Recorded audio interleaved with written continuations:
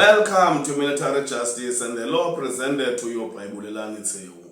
In this episode, I'll be discussing the directorate of military judicial reviews, especially with regards to whether the functions of that directorate are consistent with the Constitution of the Republic of South Africa in 1996, the Constitution. The Military Discipline Settlement Act 16 of 1999 provides that the decisions that are made by military courts of first instance, that is by the commanding officer disciplinary hearing, court of a senior military judge, and the court of a military judge, must be reviewed by the Directorate of Military Judicial Reviews. The Directorate is composed of the Director and various ordinary review counsel.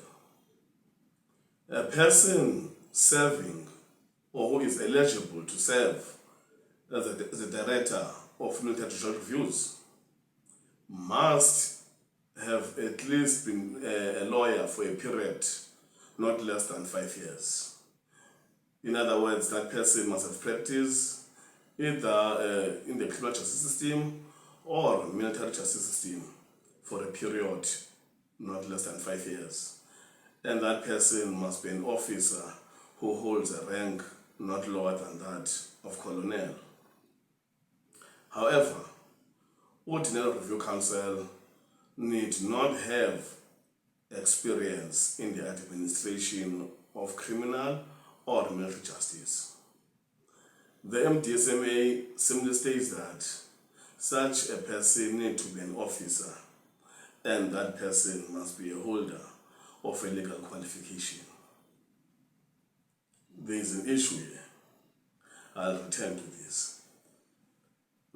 So, as I've said, that decisions of the courts of a military judge, senior judge, and that of commanding officer hearing can be reviewed by this directorate. So, in actual fact, this directorate deals with those matters relating to convictions and sentences because they are triggered by those. So they don't apply to acquittals where a member has been found not guilty. That matter does not go to the Directorate of Military Judicial Reviews. Right. The problem here is the Directorate is not a court. It's an administrative entity, but yet it reviews the decisions of the court. Because this is clear, the powers include basically upholding findings and sentences that are imposed by the court of first instance. But ordinary review counsel cannot refuse to uphold the finding or the sentence. If, in the view of that particular review counsel, there are grounds that warrant interference with the conviction or sentence as imposed by the trial court, that matter must be basically transferred or referred to for the attention of the Director of Military Judicial Reviews, who has power to uphold the conviction or even set aside the conviction. But in case of setting aside or failing to uphold the conviction and sentence, the Director of Military Judicial Reviews needs to keep the Adjutant General abreast. So he must inform the Adjutant General about that aspect. Again here, the administrator must inform another administrator about the possible interference or the interference with the functioning of the courts. We'll get back to this. So essentially, the reviews that are entertained by the Directorate of Military Judicial Reviews are automatic. By that I mean, military accused does not have to make representations to have his or her matter attended to or heard, or rather reconsidered by the Directorate of Military Judicial Reviews. Once there's a conviction and a sentence, the matter, as a matter of course, will go to that entity. As I've already alluded to, that entity essentially can uphold or set aside the conviction. This is problematic. Remember, I've mentioned that the Constitution makes it clear that courts are independent. Juxtapose the position that happens with regards to the reviews that are conducted in the military courts. Would that apply in our criminal justice system? Because there are provisions for that. For example, Section 302 of the Criminal Procedure Act 51 of 1977 provides for automatic reviews. That particular provision is clear. It stipulates that where an unrepresented accused, in other words, an accused who was before the court but without any representation, is convicted and sentenced by a magistrate who's got experience not exceeding 7 years, and that person is sentenced to an imprisonment of 2 months or more, that matter must automatically be reviewed by the High Court in that particular area. So also, where an unrepresented accused is sentenced to imprisonment exceeding 6 months by a magistrate with experience exceeding 7 years, that matter is a subject also of automatic review process.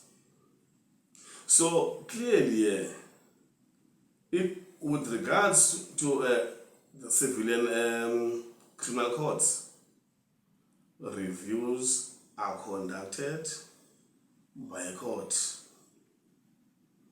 which is not the case with regards to military judicial reviews.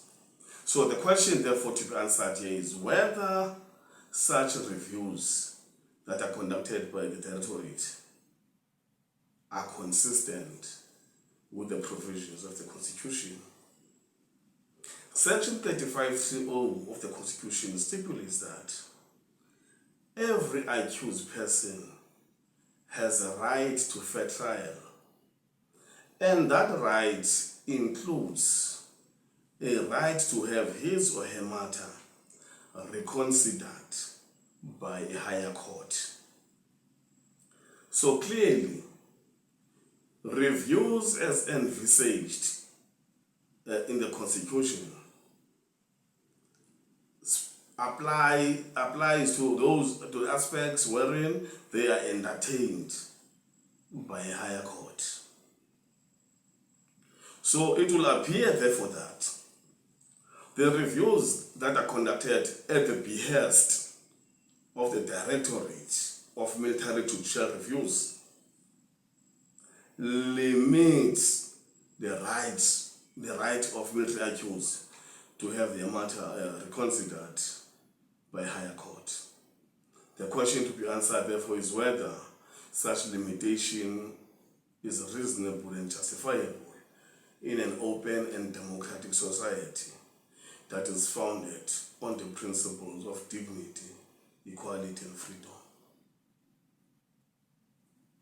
It is so that military is unique. And the Constitutional Court in Ministry of Defense versus Botswana made it clear that, yes, the processes that apply in the military are unique. Therefore, one may say that, therefore, the existence of the Directorate of Military Judicial Reviews gives effect to that uniqueness. I will say to that person, yes, you may say that, But that uniqueness of the defense force does not necessitate the intrusion by an administrative body into the terrain of the judiciary. So essentially, it is my view that reviews that are conducted at the behest of the Directorate of Multilateral Reviews may not survive constitutional scrutiny. So basically, also to add some gloss into my submission is that the Military Discipline Bill that was tabled before Parliament in 2019 establishes basically courts of military judicial reviews. So therefore, there is a need for that court. I would therefore advocate along those lines as well that it would be best that a court be established by legislation to deal with the reviews that emanate from the military courts of first instance. That issue will require an amendment. No person can just go around here simply classifying others as review charges. It doesn't work like that. We're a constitutional country.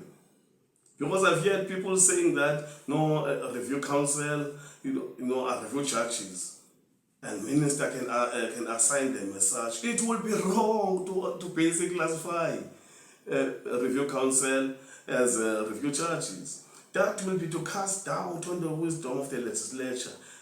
At worst, it will amount to an executive overreach. Executive cannot do that. It will be very wrong. So essentially, in this episode, I outlined that there is a directorate of military judicial reviews that is a responsibility to review decisions of military courts and also has power to interfere with those decisions.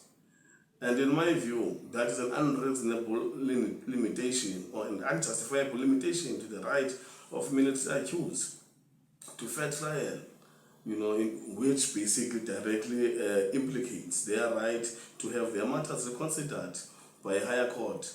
So in this instance, that is not the position, and I made mention that to cure this will require a legislative amendment.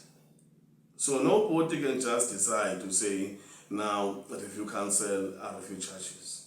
That will be unconstitutional. I trust that you enjoyed this episode, and whoever has not subscribed, please subscribe. In the next episode, I'll be discussing the military court system and the jurisdiction of the military courts. Thank you.